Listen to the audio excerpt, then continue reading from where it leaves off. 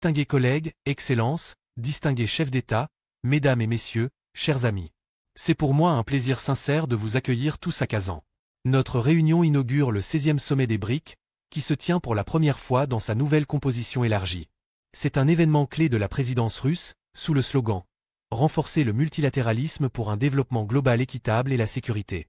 Permettez-moi de souligner que la Russie a adopté une approche très responsable pour diriger notre travail conjoint au sein du groupe cette année. Nous avons cherché à rehausser le profil des BRIC et à renforcer son rôle dans les affaires mondiales, ainsi que dans la résolution des problèmes globaux et régionaux actuels. Nous avons pris des mesures pour approfondir la coopération multiforme entre nos États sur 3 piliers. En politique et sécurité, en économie et finances, ainsi que dans les contacts culturels et humanitaires. Et bien sûr, nous avons fait de notre mieux pour assurer une intégration fluide et complète des nouveaux États participants dans le travail de notre groupe. À présent, dans le format restreint, je propose que nous examinions les questions les plus importantes de l'agenda mondial et que nous échangions nos points de vue sur la coopération entre les pays des BRIC sur la scène mondiale, y compris sur le règlement des conflits régionaux aigus. Nous discuterons également de la mise en œuvre de 2 décisions importantes du précédent sommet de Johannesburg. La première concerne le renforcement de la coopération financière au sein des BRIC. La deuxième, tout aussi importante, est la poursuite de l'élargissement de notre groupe. Il est évident que faire fi de l'intérêt sans précédent de la part du Sud et de l'Est global pour renforcer les contacts avec les BRIC serait une erreur. Sous une forme ou une autre, plus de 30 États ont déjà exprimé de telles aspirations. En même temps, nous devons préserver l'équilibre et éviter un affaiblissement de l'efficacité des BRIC. À Johannesburg, nous avons convenu de développer les modalités de la catégorie des États partenaires de notre groupe et de dresser une liste des pays à qui ce statut sera accordé. Il est important de refléter les décisions à ce sujet dans la déclaration finale de Kazan. Si vous n'avez aucune objection à l'ordre du jour, distingués collègues, je déclare ouverte la réunion du sommet des BRIC en format restreint. J'espère des délibérations constructives et des discussions traditionnellement fructueuses et intéressées sur toutes les questions de notre coopération. Conformément à la procédure établie, permettez-moi, en tant que chef de l'État qui préside le groupe, de faire d'abord ma déclaration. Ensuite, la parole sera donnée à tous les chefs de délégation. Je vous prie de respecter la limite de temps de 7 minutes. Y a-t-il des objections? Merci. Distingués chefs d'État, Excellences, Mesdames et Messieurs, chers amis, ce à quoi nous assistons aujourd'hui est le développement dynamique des BRIC, ainsi que le renforcement de son rôle et de son influence dans les affaires mondiales. Les États participants de notre groupe possèdent un potentiel politique, économique, scientifique et technologique, ainsi qu'humain, véritablement vaste, tout en étant unis par des valeurs communes et une vision partagée du monde. Il serait juste de dire que les BRIC regroupent des États souverains partageant les mêmes idées, représentant différents continents, modèles de développement, religions, civilisations et cultures uniques. Tous nos États défendent l'égalité, le bon voisinage et le respect mutuel, l'affirmation des idéaux nobles d'amitié et d'harmonie, ainsi que la prospérité et le bien-être partagé. Ce n'est pas en parole, mais en acte, qu'ils démontrent leur responsabilité pour l'avenir du monde et ont un impact véritablement positif sur la stabilité et la sécurité mondiale, contribuant grandement à la résolution des problèmes régionaux aigus.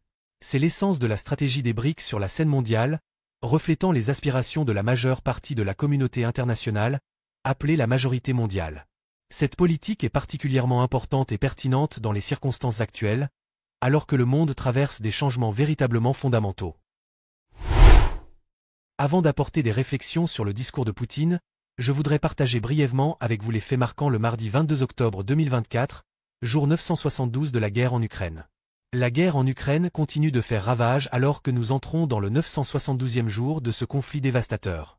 Les conséquences de ce conflit sont multiples et touchent profondément la population, l'économie et les relations internationales. Voici 3 faits clés qui résument l'actualité tragique et complexe de la situation en Ukraine. 1. Frappe meurtrière dans le nord-est de l'Ukraine. La ville de Soumy et la région de Donetsk ont été ciblées par des attaques russes intensifiées, entraînant la mort de plusieurs civils, dont des enfants. Le 22 octobre, une frappe nocturne à Soumy a causé la perte de 2 adultes et d'un enfant. Face à cette escalade de la violence, Volodymyr Zelensky a de nouveau appelé à un soutien accru en matière de défense aérienne pour protéger les populations civiles. 2. Impact démographique de la guerre. La population de l'Ukraine a chuté de 8 millions depuis l'invasion, atteignant environ 35 millions en 2024, selon les estimations de l'ONU. Ce déclin démographique, couplé à un taux de natalité historiquement bas, crée un défi considérable pour le pays. 3. Corruption au sein des institutions ukrainiennes. La démission du procureur général Andriy Kostin, suite à des révélations de corruption massive dans son administration, met en lumière les défis internes de l'Ukraine. Des responsables sont accusés d'avoir faussement déclaré des handicaps pour échapper à la mobilisation, ce qui soulève des inquiétudes sur l'intégrité des institutions en pleine guerre. Alors que la situation en Ukraine évolue rapidement et que les tensions internationales persistent, il est essentiel de suivre de près ces développements.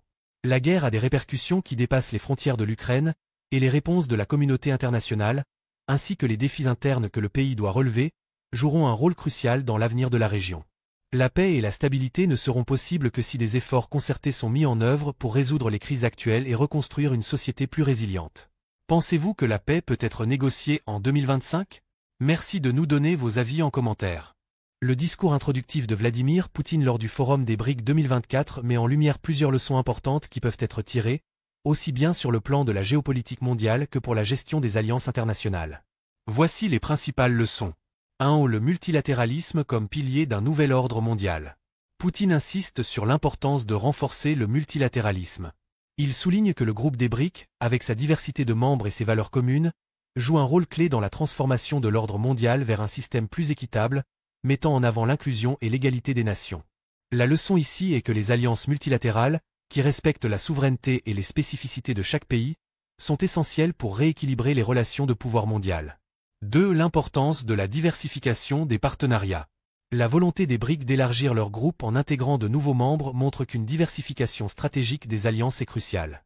Poutine montre que cette ouverture vers des pays du Sud et de l'Est globaux est une réponse à la demande croissante pour des partenariats économiques et politiques alternatifs au système dominé par l'Occident. La leçon ici est que la diversification des partenariats permet de renforcer la résilience d'un groupe face aux défis globaux et d'ouvrir de nouvelles opportunités de coopération. 3. Responsabilité et leadership dans la coopération.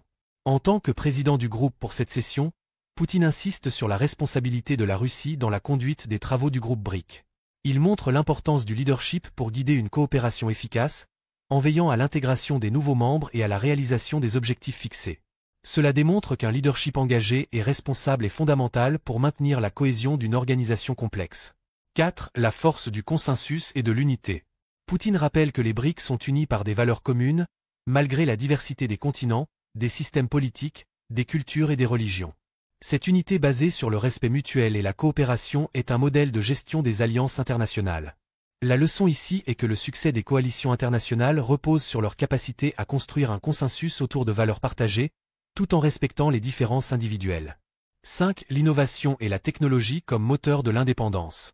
Poutine souligne que le potentiel économique, scientifique et technologique des BRICS est un atout crucial pour l'avenir.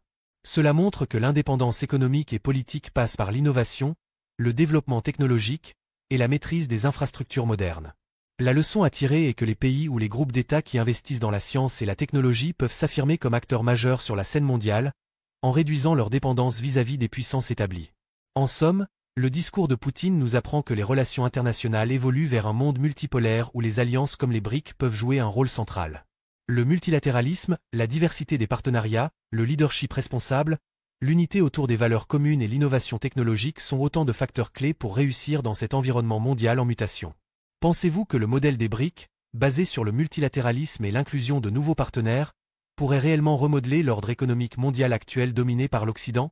Ou bien ces changements risquent-ils de provoquer plus de tensions entre les grandes puissances mondiales?